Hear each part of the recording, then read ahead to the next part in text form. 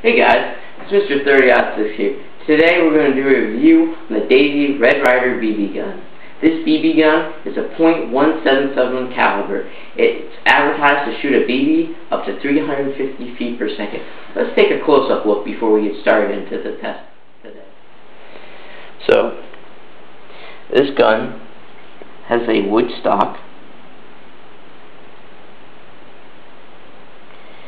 This is the 70th anniversary edition of the Daisy Red Ryder.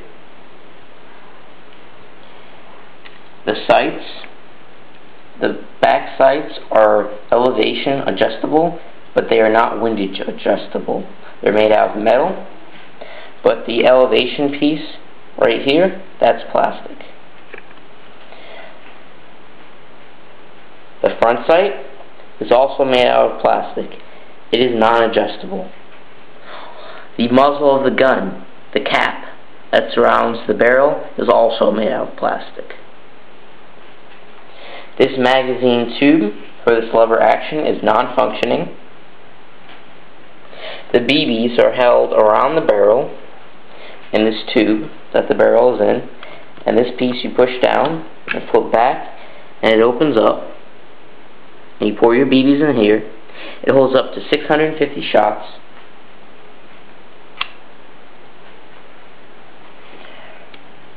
Right here, it tells you if you're loaded. If there's a little BB inside, you know you're loaded and ready to go. That is also where I used to clean parts of the spring, but we'll get in that till later. The main spot that you use to clean, and you don't really clean this gun, but for oiling, you have a oiling hole right here. You can just use regular ram oil. I've tried WD-40, that works fine. This comes with a tassel on it, a ring. It has a ring and a tassel. I took it off. The actual ring or piece that's on the gun that has the ring on it with the tassel is made out of plastic, but the ring itself is made out of metal. It doesn't really make much sense, and it gets in the way of the safety. So I took that off. The lever is plastic, the trigger is plastic, the safety is plastic, but the frame of the gun is all metal. The barrel right here, which is not the actual barrel, but is a tube that the barrel is housed in, is metal. This gun is powered by a spring that when you bring the lever forward, it cocks it and it locks into place. The gun will not fire with the lever open. You must close the lever and snap it into place. And once it snaps into place, you take off the safety and you're ready to fire. The safety on this gun is a regular crossbolt safety right next to the trigger, as you can see.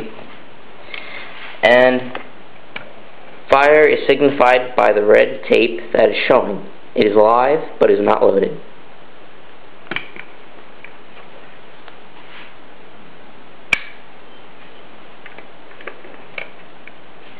This gun weighs 2.5 pounds. It has a pretty nice finish on it. This is the 2010 era. This is made in 2010. Around 2006 to 2008, they're putting more of a gray finish on these. This is a much brighter color. I think it looks better for the gun. The Red Ryder, classic Red Ryder in cursive with his rope and his horse, is burned into the wood. The durability of the finish is pretty good, as you can see. Mine does have a lot of wear and tear on it because it is used a lot. You can see some chips right here from unpackaging. The stock is pretty square. It's not that round, as you can see. It was basically probably cut from a board and sanded to have somewhat round edges. It's very thin. So, that's the overview of the Daisy Red Ryder. Let's do some testing.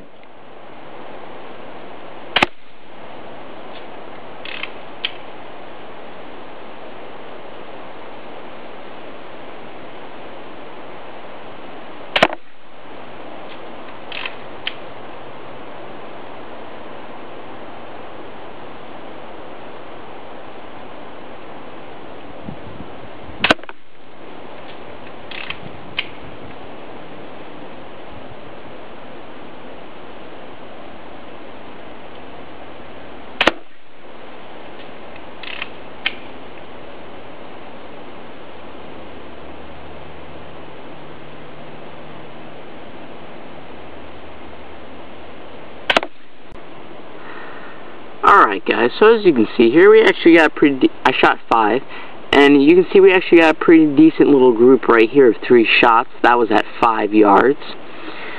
I guess I probably pulled these 2, but that's pretty good. Okay guys, let's see if the Daisy Red Ryder stands up to Daisy's claim of shooting up to 350 feet per second. Let's see what the chrony says. Shot 1.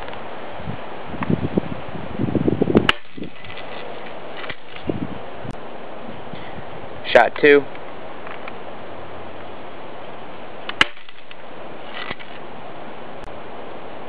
Shot 3.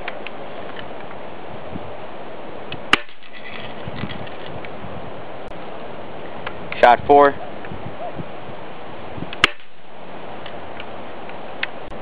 The final shot, shot 5. Guys, so that was the testing of the Daisy Red Ryder BB gun. Altogether, the accuracy was pretty good. We got that nice 3-shot group. Now the 2 shots that were off to the side, I'll take that into my own account. It was off standing. I was not benched, so I probably just pulled the shots. Which, that's probably because of the trigger. I'm not trying to make excuses, but the trigger's pretty rough. It's not very smooth, but like I said, it was only a $20 BB gun. And it's a very basic trigger, but for younger shooters or beginner shooters, or even people who are experienced, it's a good basic trigger to practice trigger control, breathing, and those basic things. So the grouping was pretty good, and now it's at 5 yards. FPS-wise, little disappointing, but not surprised.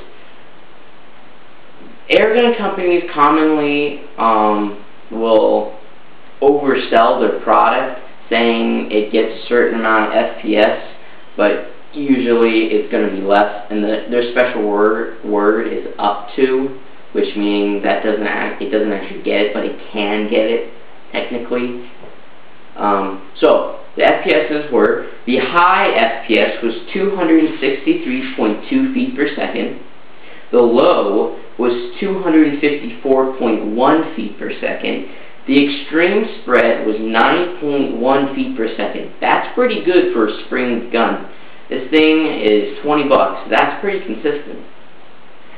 The average overall was 258.38 feet per second. Remember, they advertised it could go up to 350. So that means that on average, this gun is firing 91.62 feet per second slower than what's advertised. Now, this gun is accurate within, I would say, 15 yards. After that, since this is a non-rifled, which means there's no spiraling in the barrel to make the projectile spin, shoots steel BBs. By the way, I was using Daisy nickel-plated steel BBs. Like I said, .177 caliber. Anyways, around 15 yards, they start to kind of go off to the side, and it really starts to lob. I think overall, this gun has a good amount of power for what it is. It's a $20 gun. It has wood on it. You know, I've seen Gammo guns that are, you know, 230 or 250, and they still don't have wood on them. So, I mean, it's not nice wood, but it is wood, you know. So altogether, I would recommend this gun. I think it's a great beginner gun, or just around the yard plinking. I would not recommend this for hunting. It's a strictly either target shooting or plinking BB gun. And if I were you, I would seriously think about maybe stopping by Walmart and paying $20 to pick the thing up, because it's a great value for the money. Well, this has been Mr. 30-06. Thank you for joining us today. So, have a nice day.